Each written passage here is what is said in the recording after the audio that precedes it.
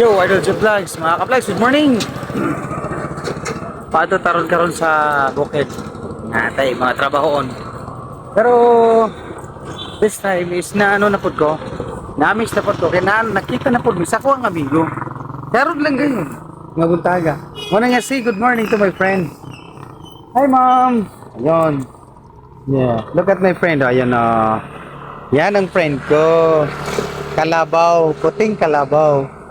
Yan see? Hello friend! Good morning! Ayun Yan, kita na naman kami na aking kaibigan. Anong tawag dito mga ka-vlogs? Kalabaw or kanding? Ayun ang bahala dyan ha. Sigurado ako maraming mag-react dito sa tawag ko dyan.